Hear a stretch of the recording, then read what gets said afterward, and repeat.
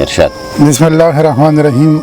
ډیره مننه کوم د امیر بیقرار صاحب چې ما برداشت کوي او زمانه سره اوریدل غواړي. دوه درې شعرونه وایم چې بېشکه لاړ دي شي خو ما ته د خطا وښایي. بېشکه لاړ دي شي خو ما ته د خطا وښایي او ما دې یوازې پرېږدي ما ته د ګناه وښایي. ما ورته زړه ورکړی ما ورته ژوندون بخلي ما ورته زړه ورکړی ما ورته ژوندون بخلي په ما یې څه پېرزودي دا دې ما ته دا وښایي.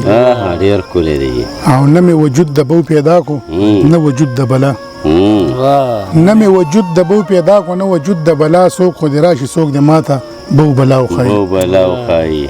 یو دوه درې شعرونه نور ویمه چې ژوندون له مې د مینې د ښکلا تصویر راوړی ژوندون له مې د مینې د ښکلا تصویر راوړی او د کرکې د نفرت نه مې صفا تصویر راوړی.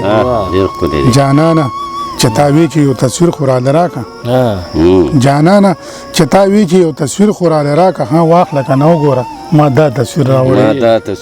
ډېر ښکلی دی. او د سترګو دې لوګی شمه قربان دې شم د مخه د سترګو دې لوګی شمه قربان دې شم د مخه د مینې د مسلک ته څه زیبا تصویر دا شعر بیا ووایه. مننه. د سترګو دې لوګی شمه قربان دې شم د مخه او د مینې د مسلک ته څه زیبا تصویر راوړی.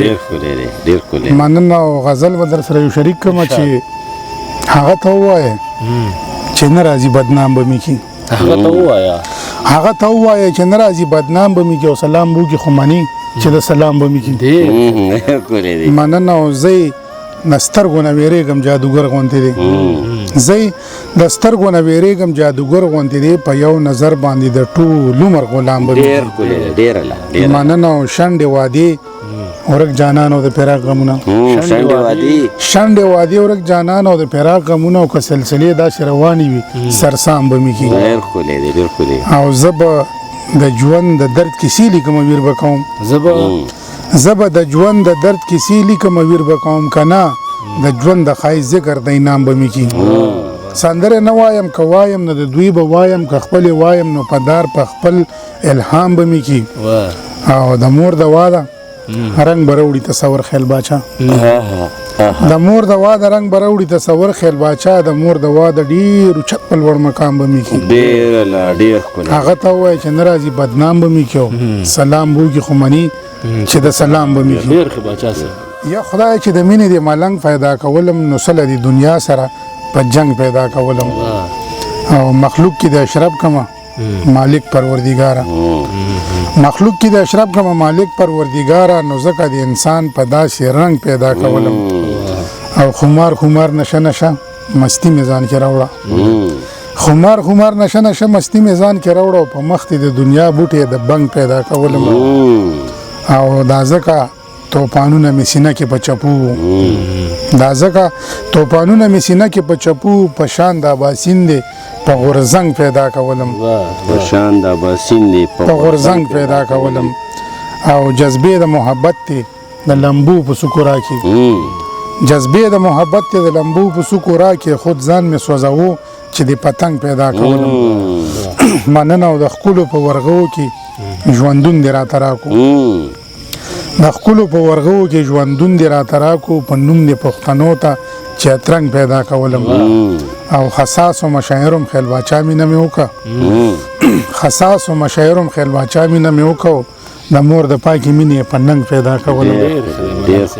مننه. یو بل غزل در سره شریکوم چې هغه په ما باندې نظر چې د کرم ساتي هغه په ما باندې نظر چې د کرم ساتي زه د حیا خیال ساتم زما به هم ساتي.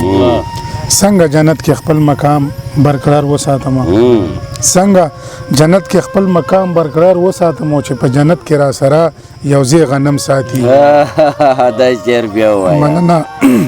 څنګه جنت کې خپل مقام برقرار وساتم چې په جنت کې را سره یو ځای غنم ساتي.